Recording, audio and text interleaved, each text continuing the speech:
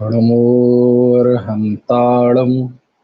णमो सिद्धाळं णमो वायरियाळं णमो वज्झायाळं णमो Lowe सव्यसाहुडं मङ्गलं भगवान् वीरो मङ्गलं गौतमोगढी मङ्गलं कुन्दकुन्दार्यो जैनधर्मोऽस्तु मङ्गलं सर्वमङ्गलमाङ्गल्यं सर्वकल्याणकारकं प्रधानं सर्वधर्माणां जैनं जयतु शासनम्।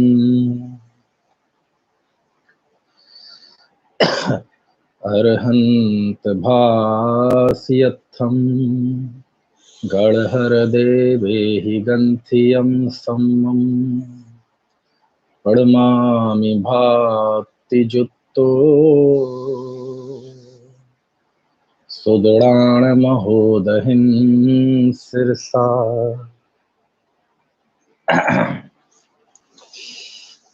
श्रुतावतार।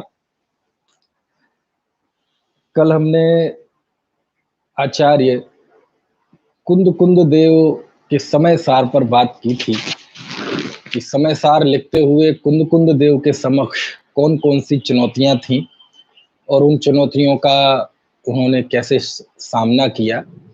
इस बिंदु पर हम बात कर रहे हैं श्रुतावतार की श्रृंखला में। चूंकि कुंद कुंद देव सबसे बड़े व्यक्तित्व हुए हैं हमारी इस 2000 साल की आगम परंपरा में, जिन लोगों ने आगम की रचना की, लिपिबद्ध किया, और उनका साहित्य भी विपुल है।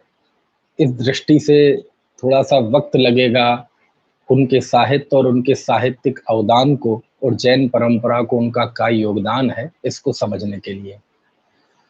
चूंकि उनकी समस्त लिपिबद्ध आगम में जितने भी उनके पाहुड़ आज उपलब्ध हैं, उसमें सबसे ज्यादा चर्चा के केंद्र में यदि कोई ग्रंथ रहता है तो वो है समय सार। और समय सार को लेकर जितनी ज्यादा भ्रांतियां भी कहें, गलतफहमियां कहें, व्याख्याएं कहें, प्रचलित हैं, उतनी ज्यादा और किसी ग्रंथ के बारे में नहीं। समय सार एक और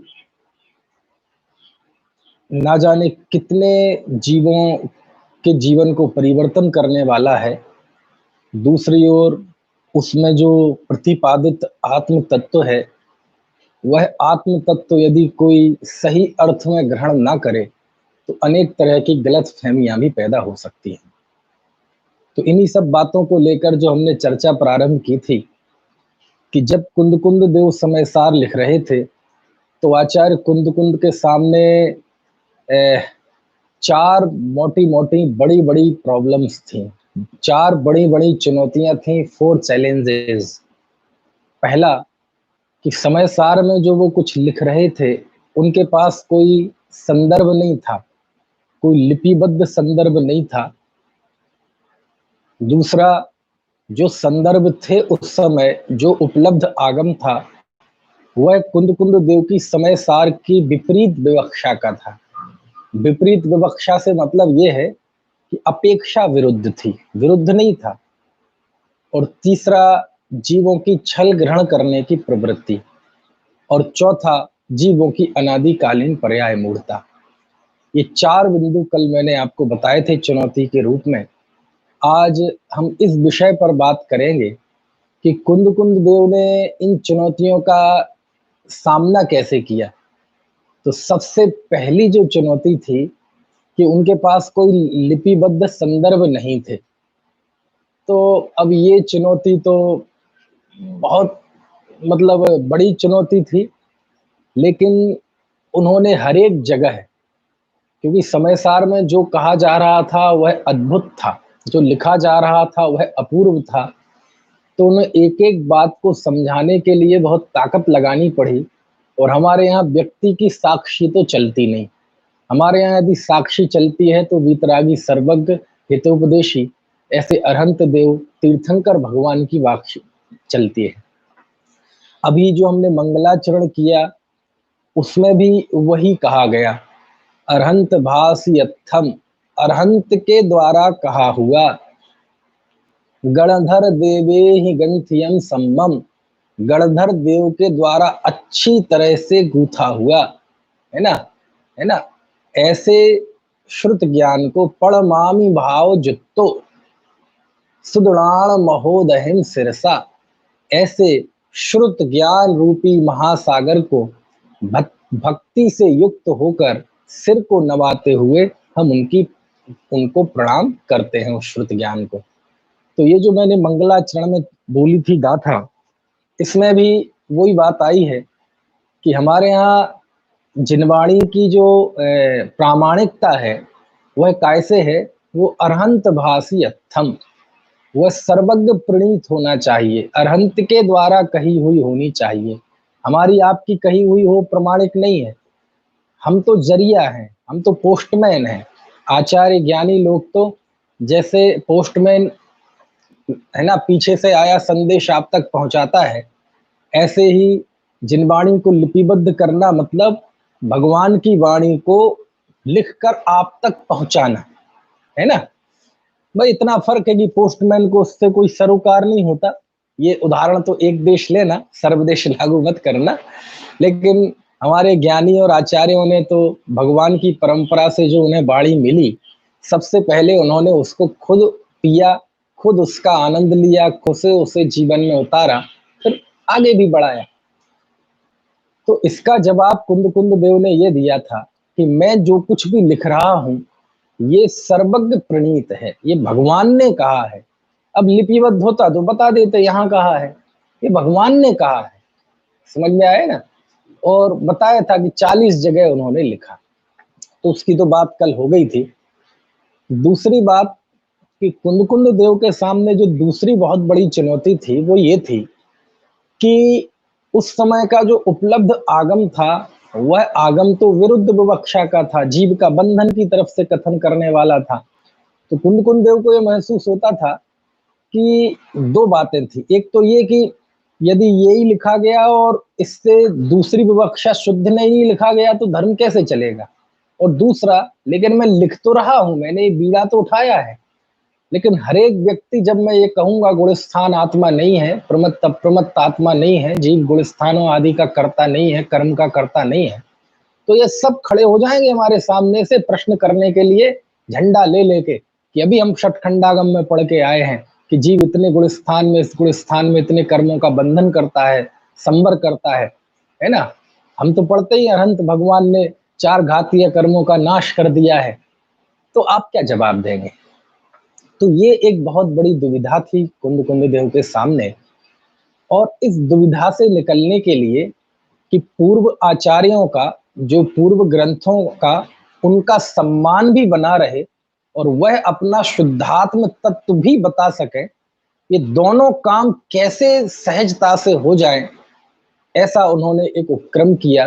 हालांकि ये काम इतना सहज नहीं था, और इस दुविधा से निपटने के लिए उन्होंने एक शैली का विकास किया, उसे डेवलप किया, उसका नाम था निश्चय व्यवहार की शैली।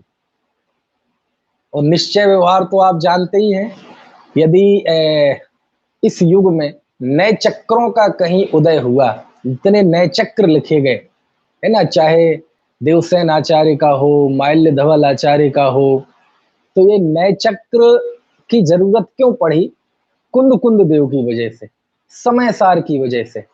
क्योंकि समय सार में जिस निश्चय व्यवहार नय की शैली का प्रयोग आचार्य कुंद देव ने किया है, तो बाद के आचार्यों ने उस नए पे ग्रंथ लिखे, है ना। एक ग्रंथ है श्रुत भवन दीपक आचार्य देवसेन स्वामी का, तो वो पहला नए चक्र है। तो उस नए चक्र में उन्होंने साफ साफ पहले समय सार की 3 गाथाओं को उद्धृत किया, गाथा 11, गाथा 12 और गाथा 143 में। इन 3 गाथाओं के आधार से उन्होंने ग्रंथ लिखा जिसका नाम है श्रुत भवन दीपक नय चक्र। माल्य धवल आचार्य, है ना, अपने नय चक्र में लिखते हैं, नय चक्कों में, कि ये जो नय चक्र लिखा जा रहा है ये तो आचार्य कुंद के ग्रंथों को समझने के लिए लिखा जा रहा है। यानी दुनिया आचार्य कुंद देव की वाणी को समझे, उसके लिए जरूरी है पहले नए समझे, नए चक्र समझे। नयों की पूर्वापरा समझे, नए कैसे होते हैं, इनके उपयोग प्रयोग कैसे होते हैं, इनके उद्देश्य क्या है, ऐसा। तो कुंद देव ने इस दुविधा से निकलने के लिए निश्चय व्यवहार की शैली का विकास किया और उन्होंने ये लिखा कि मैं जो कह रहा हूं वो निश्चय है, मैं जिस आत्मा का स्वरूप बता रहा हूं वो शुद्ध नय है, और पूर्वाचार्यों ने जो बताया है तो वो क्या झूठा है? नहीं, झूठा नहीं है, वो भी सत्य है, वो भी सर्वज्ञ प्रणीत है। समझ में आया ना? तो फिर वो क्या है? तो उन्होंने कह दिया वो व्यवहार है। ठीक है, ये सब व्यवहार में से जीव के कहे जाते हैं। जीव घटपट रथ का कर्ता व्यवहार से है। तो व्यवहार कह के आचार्य ने दो काम कर दिए। पहला काम तो ये किया कि व्यवहार कहते ही ये सुनिश्चित कर दिया कि किसी भी तरह का एकांत खड़ा ना हो, मिथ्या एकांत खड़ा ना हो, क्योंकि व्यवहार और निश्चय नय ये नय है, और नय ये सम्यक ज्ञान का अंश होता है। नय है ये मिथ्या दृष्टि के नहीं होते, सम्यक दृष्टि के ही नय होते हैं। ये श्रुत ज्ञान के अंश हैं, दोनों ही सम्यक ज्ञान है, व्यवहार नय हो चाहे निश्चय नय हो, और ये दोनों ही नय सर्वज्ञ प्रणीत हैं। भले ही श्रुत ज्ञानी इनका इस्तेमाल करता है, लेकिन नए वाणी में आते हैं, भगवान की वाणी में भी नए होते हैं। समझ में आया? मेरे पास प्रमाण है इसके। खैर, तो ज्यादा दूर क्यों जाए, समय सार की आप 58-59वीं गाथा में देखेंगे तो उसमें ही लिखा, जीवस्व एसो बन्नो जड़े ही व्यवहार दो उत्ता। ये वर्ण जीव का है, ऐसा जिनेन्द्र भगवान ने व्यवहार में से कहा। धवला में भी है, जहां लिखा कि वाणी जो होती है भगवान का ज्ञान, केवल ज्ञान तो शायद ज्ञान है, उसमें तो नए नहीं होते, लेकिन वाणी जो होती है, वाणी सम्यक ज्ञानियों की वाणी कोई भी हो, छद्मस्थ बोले चाहे सर्वज्ञ बोले, उनकी वाणी नई युक्त होती है ना? क्योंकि वाणी की ये परेशानी है कि वस्तु को सर्वांग तौर पे एक साथ नहीं कहा जा सकता, और ये कमजोरी वाणी मात्र की है ना? तो जब आचार्य ने ये कह दिया कि ये व्यवहार है, तो वहां व्यवहार से तात्पर्य ये हो गया, दो बातें हो गई कि जीव को आप कर्म से बंधा हुआ, कर्म का बंधन करता, उसका विच्छुत्ति करता, राग द्वेष में देखना चाहोगे तो दिख जाएगा। जीव को रागी द्वेषी संसारी मति श्रुत ज्ञान वाला और इंद्रिय वाला मनुष्य त्रंच आदि ऐसा देखना हो तो ऐसे भी देखने की एक दृष्टि है, ऐसा भी देखने का एक नजरिया है। अज्ञानियों का नहीं, ज्ञानियों का ही देखने का नजरिया है ना? लेकिन वो संयोग दृष्टि है। समझ में आया ना? वो भी सत्य है, लेकिन उस संयोग दृष्टि से आपको आत्मानुभूति नहीं हो सकती, अपने आत्म स्वरूप का बोध नहीं हो सकता। इसलिए पूर्वाचार्यों ने तो संयोग का ज्ञान करा दिया है, मैं स्वभाव का ज्ञान कराऊंगा। यदि बिना संयोग के ज्ञान के सीधे स्वभाव को जानोगे, सिद्धांत निरपेक्ष अध्यात्म मिथ्या होता है। सिद्धांत को तिलांजलि देके जो अध्यात्म होता है वो अध्यात्म नहीं होता, वो एकांत होता है, वो निश्चय एकांत होता है, वो मिथ्यात्व होता है। समझ में आया ना? तो सिद्धांत निरपेक्ष कभी अध्यात्म नहीं हुआ। यदि सिद्धांत निरपेक्ष अध्यात्म हो जाएगा तो फिर वेदांत सही है, फिर तो उपनिषद भी सही है, सब सही है, एकांति भी सही है, सांख्य मत भी सही है, और इनका तो निरसन आचार्य कुंद ने अपनी गाथाओं में किया है कि कोई जीव एकांत खड़ा ना कर ले, एकांती ना हो जाए। इसलिए उन्होंने बार बार ये बताया है कि भैया ये व्यवहार से है, और व्यवहार भी केवली प्रणीत है। समझ में है ना? तो यद्यपि शुद्ध नय को स्थापित करने के लिए व्यवहार के निषेध की आवश्यकता होती है, और समय सार निश्चय नय की प्रधानता वाला ग्रंथ है, इसमें कहीं कोई संदेह नहीं है, लेकिन व्यवहार को भी उन्होंने सम्मान दिया है। वो तो निश्चय का जब खड़ा होता है तो व्यवहार का निषेध होता है, लेकिन व्यवहार अपने आप में उसका जो महत्व है वो तो है ही, है ना? तो जब वो कहते हैं कि ये सब व्यवहार है, राग आदि को जीव का कहना, कर्म से बंधा हुआ कहना, कर्म का कर्ता कहना, ये व्यवहार है, तो ऐसा कह के उन्होंने पूर्वाचार्यों का सम्मान बनाए रखा कि उन्होंने संयोग से कथन किया है, वो झूठा नहीं है। तो पूर्वाचार्यों का सम्मान भी बना रहा, और ये कह दिया कि ये व्यवहार है, मतलब परमार्थ नहीं है, सार्वभौमिक सार्वकालिक सत्य नहीं है। जीव मनुष्य है, तो उस समय के संयोग और उसके संश्लिष्ट संबंध की दृष्टि से देखेंगे तो वो मनुष्य है, लेकिन त्रैकालिक मनुष्य नहीं है। वह त्रैकालिक शाश्वत रूप से तो शुद्धात्मा है। तो मैं, है ना, असंयोग स्वभाव का कथन कर रहा हूं, मैं सार्वभौमिक सार्वकालिक वस्तु का स्वरूप बता रहा हूं, और व्यवहार संयोग का कथन कर रहा है। संयोग कुछ देर का सत्य है, मैं जो बता रहा हूं ये त्रैकालिक सत्य है। समझ में आया ना? अब आपको यदि आश्रय लेना है तो त्रैकालिक वस्तु का आश्रय लेना पड़ेगा, क्षणिक वस्तुओं का आश्रय नहीं लेना पड़ेगा। नहीं तो फिर ये अनित्यादि 12 भावनाओं कैसे बने कि भववन में जी भर घूम चुका, कण कण को जी भर भर देखा, राजा राणा छत्रपति, ये क्या है? यही तो है संयोग। संयोगी भाव संयोग बुद्धि से छुड़ाया है कि नहीं छुड़ाया है? और जब छुड़ाया है तो कोई वहां भी तो प्रश्न कर सकता है कि साहब कैसे कह रहे हो कि ये सब अनित्य है, क्षणभंगुर है, इससे दृष्टि हटाओ, इससे राग तोड़ो।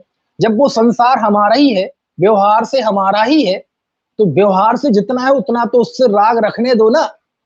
तो कहाँ रखने देते हैं? लेकिन तो जो भावनाओं में बात कही गई है उसमें हमें प्रश्न नहीं उठता, और कुंद कुंद ने वही बात समय सार में कह दी तो हमें प्रश्न उठता है ना? चलिए खैर, तो आचार्य ने उस दुविधा से निकलने के लिए कि पूर्वाचार्यों से हमारी बात टकराए नहीं, इसलिए उन्होंने निश्चय व्यवहार की शैली का विकास किया और ये बताया कि ये सब व्यवहार है और जो मैं बता रहा हूं वो निश्चय है। लोग कहते हैं कि इसमें निश्चय एकांत की बात है।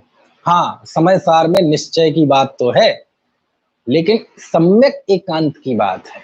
व्यवहार का निषेध जरूर किया है, लेकिन निषेध करने के बावजूद भी सबसे ज्यादा सम्मान भी कुंद कुंद देव नहीं दिया है। कैसे बताएं? देखो आपको बताऊं, जब वो व्यवहार की उपयोगिता बताते हुए कहते हैं कि जैसे 8वीं गाथा है, जहड़ भी सक्कम अड़ज्जो अड़ज्ज भाषा विणादु गाहे दुम तह व्यवहारेण विड़ा पर मत्थुब देसड़ मसक्कम, कि जैसे अनार्य को अनार्य की भाषा के बिना नहीं समझाया जा सकता, वैसी व्यवहार के बिना परमार्थ को नहीं समझाया जा सकता। तो व्यवहार को परमार्थ का प्रतिपादक है, इस तौर पे उन्होंने व्यवहार का सम्मान किया, उसे स्थापित किया, और न केवल प्रतिपादक के तौर पे, बल्कि 12वीं गाथा में उसे साधना के स्तर पे, साधना के तौर पे उसे स्थापित किया। शुद्धो शुद्धा देशो उड़ादब्बो परम भाव दर्शे ही, है ना, व्यवहार देसी दापुण जेदु अपरमेठदा भावे, कि जो शुद्ध भाव तक पहुंच गए हैं उनके लिए शुद्ध नय कार्यकारी है, लेकिन जो अपरम भाव में स्थित है, परम भाव में स्थित के लिए तो निश्चय नय कार्यकारी है, शुद्ध नय, और जो अपरम भाव में स्थित है उसके लिए व्यवहार नय के द्वारा उपदेश होना चाहिए। तो साधना के तौर पे भी व्यवहार को स्थापित किया। और अभी गाथा बल्कि बताई थी मैंने 58 में, जीवस्य एसो बन्नो जुड़े ही व्यवहार दो उत्ता, कि ये वर्ण जीव का है, ऐसा व्यवहार से जिनेंद्र भगवान ने कहा है, तो व्यवहार भी जिनेंद्र कथित हो गया। तो व्यवहार को जिनेंद्र कथित कह दिया, उसे साधना के तौर पर स्थापित कर दिया, उसे प्रतिपादक के तौर पर बताया, इससे ज्यादा व्यवहार का सम्मान और क्या चाहिए आपको? तो अब हम कैसे कह देते हैं कि निश्चय एकांत की बात है इसमें? हाँ, एकांत की बात है, लेकिन सम्यक एकांत है। जहां व्यवहार को स्थापित भी किया गया है वो केवल इसलिए किया गया है कि जब हम शुद्ध नय की बात करें तो तुम सर्वथा, है ना, ऐसा ना मान के व्यवहार है ही नहीं, उसका विषय ही नहीं है, ऐसा ना मान लो, एकांत निश्चय का वो प्रसंग खड़ा ना हो जाए, मिथ्या एकांत का निश्चयाभासी ना हो जाओ, वेदांत का सांख्यमती ना हो जाओ, इसलिए उस प्रतिक्रिया के तौर पे, है ना, उन्होंने व्यवहार की स्थापना भी की है ना, उसकी उपयोगिता भी बताई है, लेकिन वो केवल प्रतिक्रिया में है। प्रतिक्रिया में मतलब कि किसी भी तरह का एकांत खड़ा ना हो, इसलिए बस नीचे से थोड़ा सपोर्ट देने की बात है। मुख्यता से तो समय सार निश्चय नय की प्रधानता का ही ग्रंथ है ना? ठीक है, तो इस तरह से क्या किया आचार्य ने? उस दुविधा से निकलने के लिए निश्चय व्यवहार की शैली का विकास किया।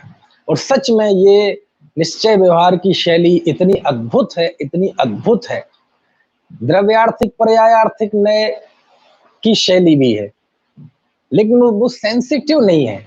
द्रव्यार्थिक न्याय, पर्यायार्थिक न्याय जो है, उसमें आपस में वो एक दूसरे का निषेध नहीं करते, इसलिए उसमें ज्यादा शंकाएं नहीं होती, वो उसका मामला ज्यादा संवेदनशील नहीं है। लेकिन चूंकि निश्चय व्यवहार में ये निषेध निषेधकता वाली बात आ जाती है ना, कि व्यवहार जो कहता है निश्चय ने सबसे पहले उसका निषेध करेगा, तो यहाँ थोड़ा सेंसिटिव मसला हो जाता है, दोनों एक साथ खड़े नहीं रह सकते, इसलिए निश्चय व्यवहार से ही थोड़ा सा ऐसी स्थिति बन जाती है कि पार्टियां बन गई, ये निश्चय वाले, ये व्यवहार वाले। ऐसा नहीं है, जो निश्चय वाला है वो ही व्यवहार वाला है, और जो असली व्यवहार वाला होगा वो बिना निश्चय के नहीं होगा, क्योंकि व्यवहार वही है जो निश्चय का प्रतिपादन करे। अब वो व्यवहार व्यवहार किस काम का, कि जो निश्चय की नाम से ही चिढ़ है, आत्मा का नाम आते ही ऐसा लगे जैसे मुंह में कंकड़ आ गया हो, तो वहां तो व्यवहार भी नहीं, वो निश्चय भी नहीं। और जो निश्चय वाले हों, वो व्यवहार की कभी बात आ जाए तो उन्हें लगने लगेगी जैसे मुंह में कंकड़ आ गया, तो वो असली निश्चय वाला भी नहीं। ये भी एकांति, ये भी एकांति। असली बात क्या है कि दोनों नयों को उनकी हैसियत के अनुसार स्वीकार करना। व्यवहार नय ने जैसा बताया है, त्रिकाल वस्तु का स्वरूप वैसा नहीं है, संयोग क्षण है ना, उस परिस्थिति का सत्य है, उसको उस दृष्टि से मानना, त्रिकाल वस्तु स्वरूप से उसे बाहर रखना, ये व्यवहार की श्रद्धा है। और शुद्ध नय ने जो कहा है ये त्रैकालिक सत्य है, शाश्वत सत्य है, ऐसा जानकर मानकर अपने शाश्वत स्वरूप आत्मा की शरण लेना, ये निश्चय का प्रयोजन है। और ऐसा जो करता है वो निश्चय की स्वीकृति है। तो इन दोनों की उन नयों के हिसाब से स्वीकृति, यही अनेकांत है, वो ही वास्तव में जैन है। यही बात टोडरमल जी ने मोक्ष मार्ग प्रकाशक के उभयाभासी मिथ्या दृष्टि के प्रसंग में लिखी है। चलिए, तो दो बातें हो गई, कौन कौन सी? पहला, उन्होंने सब जगह ये कहा कि ये बात भगवान ने कही। दूसरी का विकास, दूसरी समस्या का समाधान कैसे किया कुंद कुंद देव ने? निश्चय व्यवहार की शैली के द्वारा। उन्होंने ये नहीं लिखा वर्ण आदि सब झूठे हैं, ये है ना, ये कह दिया ये व्यवहार है, समझा? और व्यवहार कहते ही वो बात उसमें शामिल हो गई कि परमार्थ नहीं है, संयोग आदि की अपेक्षा है, उससे मुझे कोई प्रॉब्लम नहीं है, लेकिन मैं जो बता रहा हूं वो त्रैकालिक सत्य है।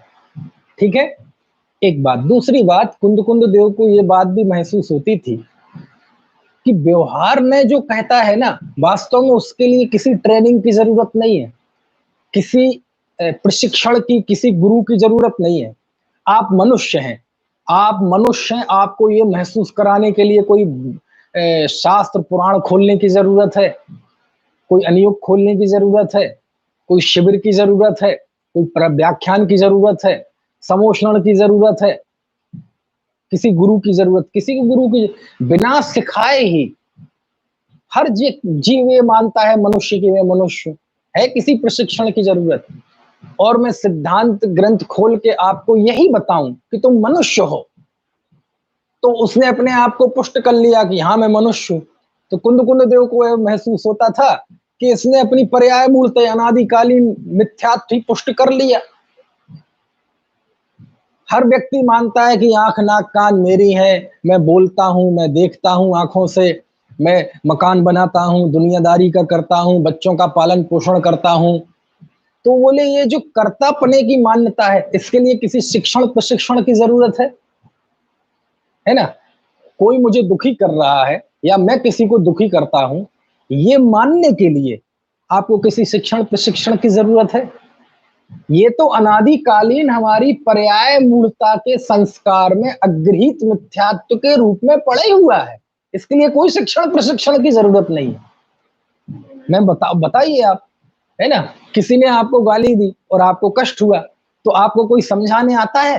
तुम्हें पता है इसने तुम्हें गाली दी, ये गाली तुमने सुनी, तुम्हें कष्ट हुआ, इसका मतलब इसने कष्ट दिया, ऐसा कोई प्रशिक्षण देता है? ये तो अनादिकाल से बिना सिखाए ही हम मानते आ रहे हैं कि शरीर मैं हूं, ये इंद्रियां मेरा है, इनको मैं करता हूं, दूसरों को मैं दुखी करता हूं, दूसरे मुझे दुखी करते हैं, मैं दूसरों को सुखी करता हूं, दूसरे मुझे सुखी करते हैं, थोड़ा सा दया वगैरह कर लो तो धर्म हो जाएगा, परलोक भी सुधर जाएगा। परलोक को तो चलो भी जाने दो, लेकिन दुनिया में मेरा नाम होगा, कुछ अच्छा होगा, तो ये तो बिना सिखाए ही जीव मानता है, इसके लिए किसी शिक्षण प्रशिक्षण की जरूरत है क्या? तो कुंद देव को ये महसूस हुआ कि वो ही हम, जो वो महसूस करता है वो ही हम बताने लगे, तो फिर क्या मतलब हुआ? अनादिकालीन अज्ञान ही पुष्ट होगा। समझ में आया ना? तो प्रश्न, तो क्या सिद्धांत ग्रंथों ने व्यवहार का जिसमें उपदेश है, क्या उसमें पर्याय मूलता का उपदेश है? क्या कहना चाहते हैं आप? शब्द वापस लीजिए, कोई मुझसे ये भी कह सकता है। तो क्या पूर्वाचार्यों ने जो षटखंडा का मादी में है, उसमें क्या पर्याय मूलता का उपदेश है? पर्याय बुद्धि का उपदेश है क्या? बहिरात्मापन का उपदेश है क्या? नहीं नहीं नहीं, ऐसा मैंने नहीं कहा। आचार्यों ने परिस्थिति का ज्ञान कराया है, आचार्य ने पर्याय का ज्ञान कराया है। पर्याय मूलता तो अज्ञानी के होती है और ज्ञानी के पर्याय का ज्ञान होता है। उन्होंने पर्याय का, परिस्थिति का ज्ञान कराया है, उससे चिपटने की प्रेरणा नहीं दी। उन्होंने बताया कि जीव 8 कर्मों के उदय से कैसी कैसी अवस्थाएं धारण करता है, तो ये जो एक परिस्थिति बनती है जीव की, उसका ज्ञान कराया है उन्होंने। पर्याय ज्ञान जरूरी है, पर्याय मूढ़ता है। पर्याय ज्ञान तो आवश्यक है, अनिवार्य है, क्योंकि यदि पर्याय का परिस्थिति का ज्ञान नहीं होगा तो आपको अपनी वस्तु स्थिति का भी ज्ञान नहीं होगा। इसलिए उन्होंने पर्याय का ज्ञान कराया है, पर्याय मूढ़ता का उपदेश नहीं दिया। लेकिन अज्ञानी जीव उस पर्याय के ज्ञान को पढ़कर अपनी पर्याय मूलता पुष्ट करता है, तो इसमें किसकी गलती है? आचार्यों की गलती है कि हमारी गलती है? बोले हमारी गलती है। तो कुंद देव को यह महसूस होता था कि जीव पर्याय मूल तो वैसे ही है, और यदि वह शुद्धात्मा का उपदेश नहीं सुनेगा और केवल बंध का कथन सुनेगा, तो उस बंध के कथन से वह अपनी पर्याय मूलता पुष्ट करेगा। समझ में आया ना? तब उन्होंने ये संकल्प लिया कि सुनो, तुमने बंद की कथा बहुत सुनी, परिचय किया, अनुभव किया, मैं तुम्हें पर से भिन्न एकत्व की कथा सुनाऊंगा। बात समझ में आ रही कि नहीं? तब जाके उन्होंने संकल्प लिया, 5वीं गाथा लिखते हैं। समय सार की 5वीं गाथा में थोड़ी सी आपको बताता हूं, क्योंकि उसके बिना आप समय सार नहीं समझ सकते, समय सार नहीं पढ़ सकते। उसमें कुंद देव का विजन है, कुंद देव की हृदय की धड़कन 5वीं गाथा में है समय सार की।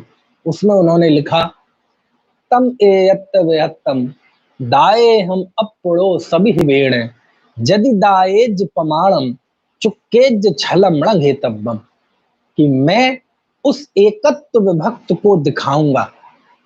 उस एकत्व विभक्त को जिसकी तुमने चर्चा ना सुनी, ना परिचय किया, ना अनुभव किया, और जो एकत्व विभक्त ही लोक में सर्वत्र सुंदर है, जिसके साथ बंधन की कथा झगड़ा पैदा करती है, मैं उस एकत्व विभक्त को, जिसे आगे ज्ञायक भाव कहा, उसको दिखाऊंगा। कैसे दिखाऊंगा? अपनों सभी वेण, मैं आत्मा के निज वैभव से दिखाऊंगा। बात समझ में आ रही? आप 2000 साल की आगम परंपरा, सारे शास्त्र खोल के देख लीजिए, कहीं किन्हीं आचार्य ने किसी ग्रंथ में ये संकल्प किया हो और ये उद्देश्य उनका रहा हो, इतना आत्मविश्वास के साथ कि वो कह रहे हैं मैं तुम्हें आत्मा दिखाऊंगा, बताऊंगा नहीं। हालांकि दर्शाने का अर्थ दर्शाना, बताना भी होता है ना? दिखाऊंगा, दर्शन कराऊंगा, ऐसा हाथ पर रख के दिखाऊंगा। और कैसे दिखाऊंगा? अपड़ो सभी वेण आत्मनो स्वाभिभवेन, क्या? आत्मा के निज वैभव से दिखाऊंगा। निज वैभव से दिखाऊंगा मतलब निज वैभव से दिखाऊंगा, यानी जो केवली श्रुत केवली ने ये जो आत्मा का स्वरूप बताया है, उसको मैंने स्वयं भी अनुभव किया है। बात समझ में आ रही कि नहीं? ये केवल परंपरा से प्रमाणिक नहीं है, सर्वज्ञ प्रणीत होने से ही प्रमाणिक नहीं है अकेले, इसके साथ साथ ये स्वानुभव के द्वारा भी प्रमाणिक है। समझ में आए ना? क्यों? आत्मा के अलावा बाकी चीजें तो होती हैं जिसमें केवल सर्वज्ञ की साक्षी चलती है, लेकिन अध्यात्म में सर्वज्ञ की साक्षी नहीं, स्वयं की साक्षी, स्वयं भी हम उसे प्रमाणित कर सकते हैं। 8 कर्म 148 प्रकृतियां, जम्बूद्वीप, भरत क्षेत्र, आर्यखंड, है ना, भूतकाल की 24, भविष्य की 24, आदिनाथ, अजितनाथ, इन सब में सर्वज्ञता की ही प्रामाणिकता चलेगी। और कोई इफ बट किंतु परंतु आपका स्वानुभव, आपका अनुभव कोई काम का नहीं है। इसमें सर्वज्ञता की प्रामाणिकता है। लेकिन आत्मा, ये सर्वज्ञता की प्रामाणिकता नहीं, वह आत्मा भी, जीव स्वयं भी उसे प्रमाणित कर सकता है स्वानुभव के द्वारा, प्रत्यक्ष स्वसंवेदन के द्वारा। तो जिसमें केवल सर्वज्ञ की साक्षी चलती है वो कहलाता है आगम, और उस आगम का वो हिस्सा जिसमें सर्वज्ञता की प्रामाणिकता के साथ साथ स्वानुभव की भी प्रामाणिकता चलती है वो कहलाता है परमागम। समयसार आगम नहीं है, समयसार परमागम है, क्योंकि ये स्वानुभूत प्रसूत है। सर्वज्ञ की वाणी को स्वानुभव के द्वारा उसे प्रामाणिक भी किया है। ऐसा इतने हजारों ग्रंथों में एक केवल समय सार में ये संवाद है, कुंद कुंद देव के समय सार में। पहली बार किसी व्यक्ति ने लिखा, और आज तक अब तक मुझे पढ़ने में नहीं आया, आपको पढ़ने में आए तो बता दें, कि किसी, है ना, लिखने वाले ज्ञानी ने, आचार्य ने ऐसा लिखा हो कि मैंने आत्मा का अनुभव किया है और वही आत्मा मैं तुम्हें दिखाऊंगा। समय सार में लिखा 5वीं गाथा में, तम एयत्त व्यत्तम दाये हम अपड़ो सभी बेड़, मैं आत्मा के वैभव से स्वानुभव के द्वारा तुम्हें आत्मा दिखाऊंगा। ये सुनी सुनाई मात्र बात नहीं है, ये परंपरा से आई बात नहीं है। बात समझ में आ रही कि नहीं? इसे मैंने स्वयं आनंद लिया है और ये निश्चित किया है कि मैं एक शुद्ध आत्मा हूं, और उसके अस्तित्व का, उसके वस्तित्व का, है ना, सबका आनंद लिया है, और तब मैं आपको बता रहा हूं। ठीक है, फिर आगे लिखते हैं वो, इससे ये क्या फिक्स हो गया कि समय सार में आचार्य कुंद कुंद का उद्देश्य ये है कि मैं तुम्हें आत्मा दिखाऊंगा। और उन्होंने इस संकल्प को इतना मजबूती के साथ निभाया कि ऐसी कोई भी चीज, ऐसी कोई भी बात, ऐसा कोई भी पक्ष हमारे हृदय में हो जो हमारी अनादिकालीन पर्याय मूर्ता को, बहिर्मुखता को, है ना, बहिरात्मपन को पुष्ट करता हो, उन्होंने ऐसी कोई भी चीज छोड़ी नहीं। पानी पी पी कर उसका निराकरण किया, खंडन किया, है ना। खैर, तो क्या अर्थ हुआ 5वीं गाथा का? मैंने बताया कि मैं उस एकत्व विभक्त को आत्मा के निज वैभव से दिखाऊंगा। ये आचार्य ने अपना संकल्प बता दिया, उद्देश्य बता दिया इस गाथा में। यानी ये कह सकते हैं कि ये आचार्य का एक एग्रीमेंट है, साइन किया है उन्होंने, अपना विजन बताया है कि मैं समय सार में क्या बताऊंगा। देख लेना आप, जब मैं इतनी बात कह रहा हूं कुंद कुंद देव के विषय में, तो थोड़ा आप भी देखना कि मैं सही कह रहा हूं कि गलत कह रहा हूं। देखना कोई शास्त्र में ऐसा लिखा हो। ये तो कुंद कुंद देव जैसे संत लिख गए कि मैंने आत्मा को जाना है, अनुभव किया है, और मैं तुम्हें आत्मा दिखाऊंगा। अब जब इतना पवित्र संकल्प लिया हो, तो उस पवित्र संकल्प के बीच में ये चीजें, इससे एक बात और साफ हो गई कि आचार्य तो आत्मा उसे दिखा रहे जिसे आत्मा का ज्ञान है ही नहीं। इसमें मुनि और गृहस्थ की बात कहां से आ गई कि ये मुनियों को पढ़ने का है, इसमें मुनियों को ही पढ़ना चाहिए, गृहस्थों को नहीं पढ़ना चाहिए। वो तो ये कह रहे हैं कि मैं तो ये आत्मा उसे समझा रहा हूं जिसने आज तक काम भोग बंद की कथा सुनी, परिचय किया, अनुभव किया, लेकिन पर से भिन्न एकत्व की चर्चा सुनी नहीं, परिचय नहीं किया, अनुभव नहीं किया, उसे मैं आत्मा समझा रहा हूं।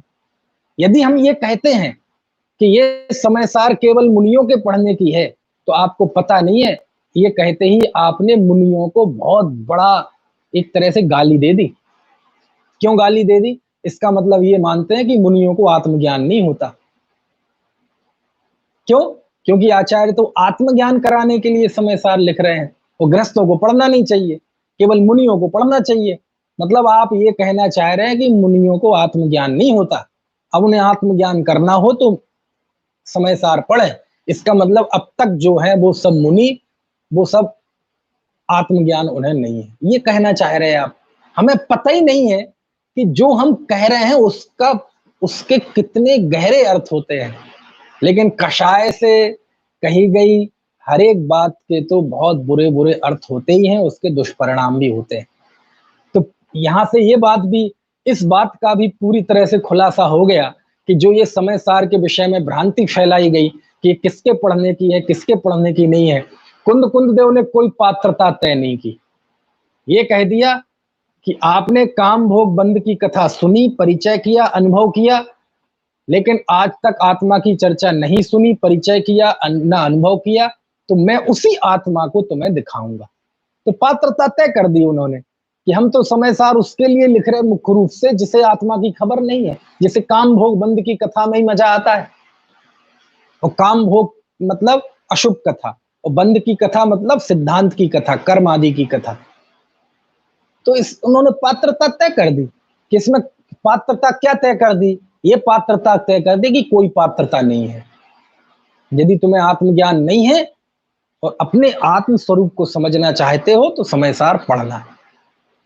और साहब यदि आत्म स्वरूप की खबर है तो फिर पढ़ना कि नहीं पढ़ना? हाँ, अपने उस आत्मज्ञान को पुष्ट करने के लिए पढ़ना। लेकिन ये कोई विभाजन नहीं है जो लोगों ने समाज में फैला दिया कि समय सार किन को पढ़ने के लिए, किन को पढ़ने के लिए नहीं है। बोलो निश्चित हो गया ना। आप कुंद कुंद देव से खुद पूछे ना, दुनिया भर की बात क्यों मानते? कुंद कुंद देव से पूछे ना कि आपने समय सार किसके लिए लिखा, वो तो खुद कह रहे। और आगे पूरा समय सार देख लेना, सब जगह अज्ञानी मिथ्या दृष्टि की मान्यताओं का खंडन किया है। अरे उन्होंने सांख्य समय की बात की। बोलो, यदि तुम सुख दुख के कर्ता बनोगे तो तुम में और कर्तावादियों में, जैसे विष्णु को कर्ता मानते हैं ऐसे हम कर्ता बन गए। बोलो, गृहीत मिथ्या दृष्टियों की बात की। और आप कह रहे कि मुनियों के पढ़ने का है। सम्यक दर्शन के प्रसंग में निःशंकित आदि 8 अंगों की बात की।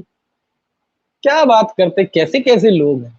लेकिन कमाल की बात यह है कि ये जो मिथ्या प्रचार चला समय सार के विषय में, ये धीरे धीरे कमजोर अपने आप पड़ गया।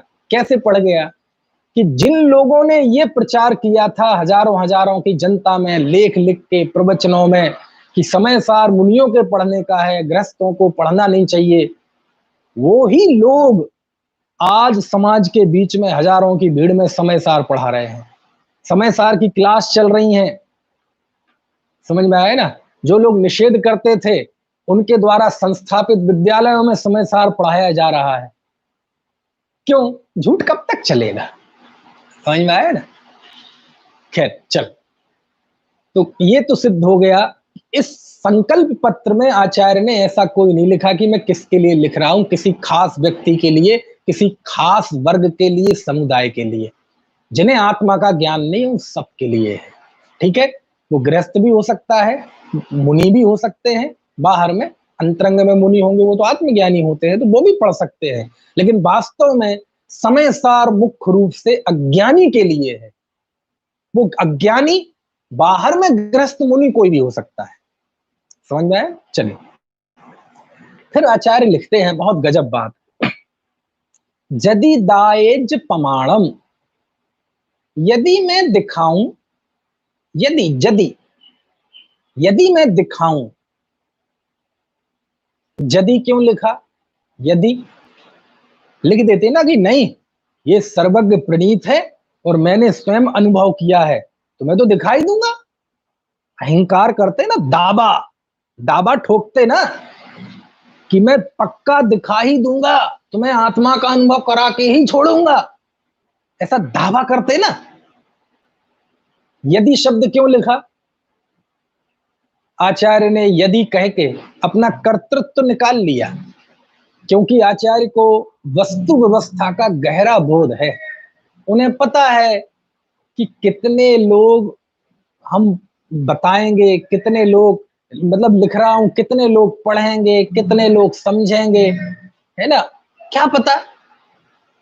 ये लिखना और उपदेश तो शिक्षा मात्र है। फल तो जैसा सुनने वाला पुरुषार्थ करता है, उसकी जैसी होनहार होती है, उसकी जैसी पात्रता होती है, उसके अनुसार कार्य होता है। इसलिए मेरा कोई कर्तव्य नहीं है कि मैं तुम्हें आत्मा दिखा दूंगा। आत्मा को दिखाने का विकल्प मेरा है, ये भाव मैंने किया है। लेकिन आत्मा दिखेगा कि नहीं दिखेगा, उसमें अकेला मेरा रोल नहीं होगा, उसमें तुम्हारे पुरुषार्थ की भूमिका होगी। और जिसमें जब दूसरे की कंडीशंस हमारे साथ जुड़ जाएं तो फिर मैं अपने तौर पे कोई डिसीजन नहीं दे सकता। इसलिए यदि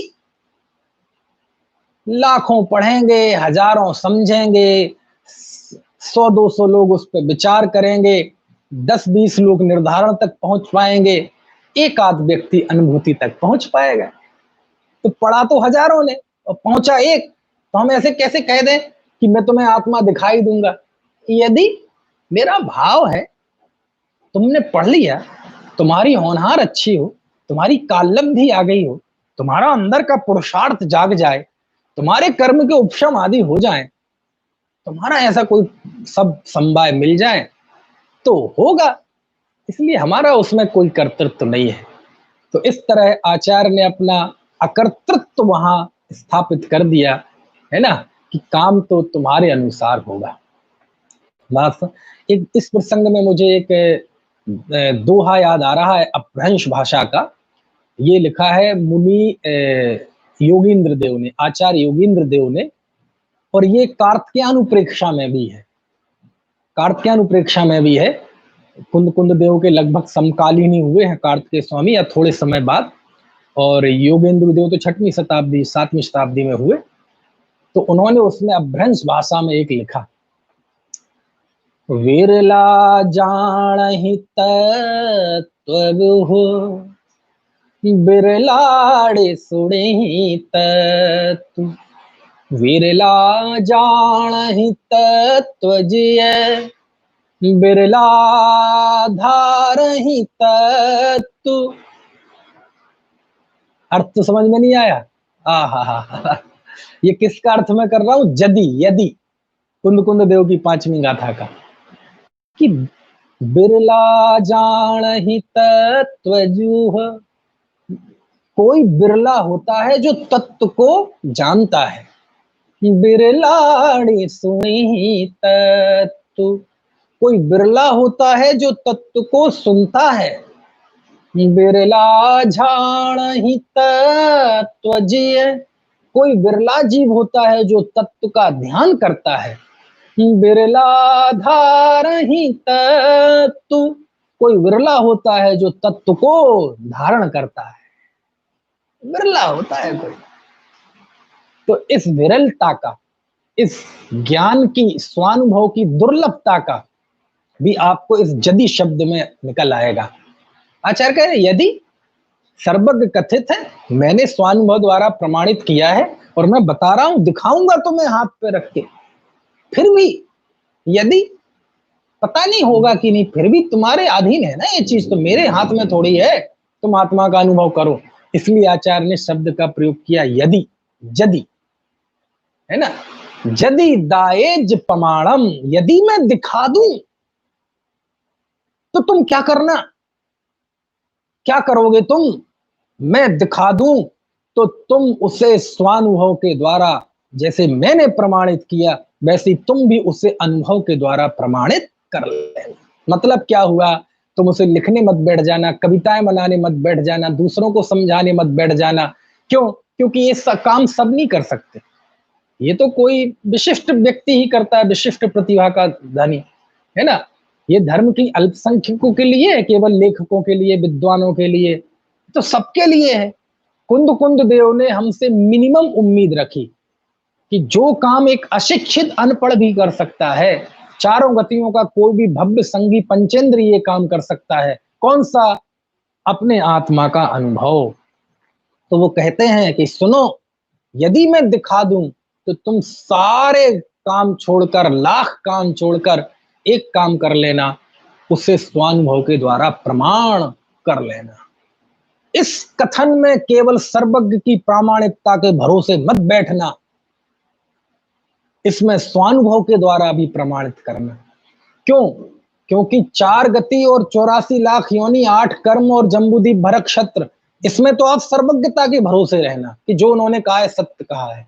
लेकिन आत्मा के विषय में ये चूंकि मेरा मामला है, मेरे अस्तित्व का मामला है, मेरी अस्मिता, मेरी अपने वजूद का मामला है, इसमें सर्वज्ञ के भरोसे नहीं बैठना, तुम उसे स्वानुभव के द्वारा भी प्रमाण करना। और जब स्वानुभव के द्वारा प्रमाण करोगे तभी वास्तव में सर्वज्ञ की प्रामाणिकता भी अनुभव में आएगी। तभी तुम्हें देव का सच्चा श्रद्धांजलि होगा कि हाँ उन्होंने सत्य कहा है। जदि दाएज पमाणम,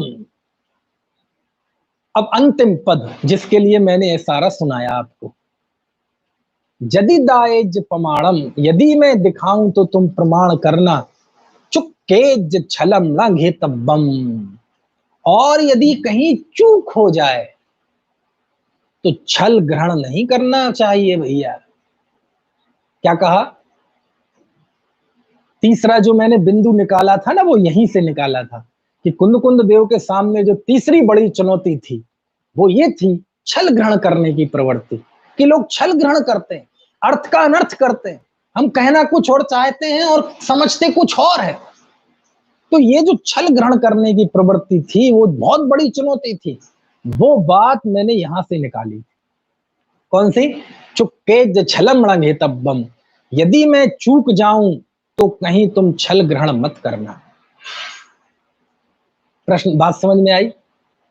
अब आमतौर पे हम ये कह सकते हैं कि ये तो प्राय जो ग्रंथ लिखते हैं, वचनिकाएं वगैरह लिखते हैं, तो वो इस तरह की बात कहते ही हैं कि भैया कोई भूल चूक हो जाए तो क्षमा मत करना, सुधी लोग सुधार लें, सुधार के पढ़ें।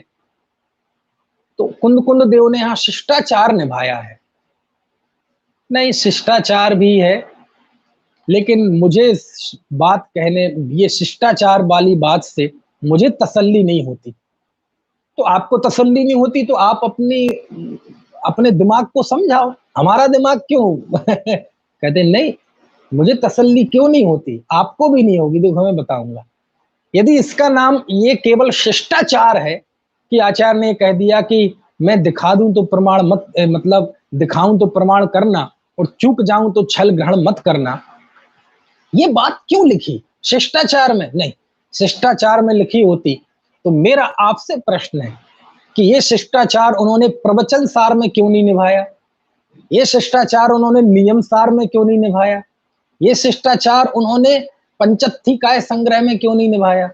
ये शिष्टाचार उन्होंने रहणसार मूलाचार में क्यों नहीं निभाया? ये शिष्टाचार उन्होंने सूत्र पाहुड़, दंसण पाहुड़, चरित्र पाहुड़, बोध पाहुड़, भाव पाहुड़, मोक्ष पाहुड़, लिंग पाहुड़, शील पाहुड़ में क्यों नहीं निभाया? ये शिष्टाचार उन्होंने बारसाणु व्याख्या में क्यों नहीं निभाया? अब बात गंभीर हो गई, क्यों नहीं निभाया? प्रवचन सार तो सबसे परिपक्व रचना है, उसमें क्यों नहीं निभाया? केवल ये व्यवहार, ये शिष्टाचार उन्होंने समय सार में क्यों लिखा? और कुंद जैसे सामर्थ्यशाली संत जो कह रहे हैं कि ये सर्वज्ञ प्रणीत है, केवली कथित समय सार है, और उसको मैंने स्वयं अनुभव किया है। जब सर्वज्ञता की प्रामाणिकता है और स्वानुभव की भी प्रामाणिकता है तो फिर चूकने की क्या बात हो गई? और ऐसी चूकने की बात करते क्यों हैं आप? ये शिष्टाचार है तो बाकी ग्रंथों में क्यों नहीं निभाया, समय सार में ही क्यों निभाया? इसका बहुत गहरा अर्थ है, बहुत गहरा अर्थ है भैया। और वो इतना जबरदस्त है कि सच में उस एक बिंदु पर विचार किया जाए तो चिंताएं भी जायज हैं। कुंद देव की आशंका जो थी उनके मन में एक खटका था, उसका भी पता चलेगा कि उनको समय सार को लेकर उनके सामने असली चुनौती क्या थी। ये थी असली चुनौती। बहुत चिंता थी गुरु आचार्य श्री को ये समय सार को लेकर। आचार्य कुंद स्वामी, आप ये चूकने की बात करते क्यों हैं? आपसे क्या चूक होगी? अच्छा आप बताओ, चूक आचार्य से होगी कि हमसे होगी? आप कहेंगे कि हमसे होगी, तब आचार्य से कैसे चूक होगी? बात तो सही है, चूक तो हमसे ही होगी। समझ में आया ना? क्यों भैया? आचार्य के बताने में चूक नहीं होगी, समय सार को ग्रहण करने में चूक होगी। अब ये क्या है सारे चूकने का मसला, वो मैं कल बात करूंगा। अभी समय हो गया है, बहुत मार्मिक चर्चा आएगी कल कि चुक्के ज छलम घेतब्बम, इस पद का अर्थ क्या है, इसमें कितनी गहराई है, इसमें कुंद देव की क्या कहें, मेरे पास शब्द नहीं है ना। चलिए, तो कल इस पे बात करेंगे कि तीसरी चुनौती का कैसे सामना किया, उसकी बात कल करेंगे।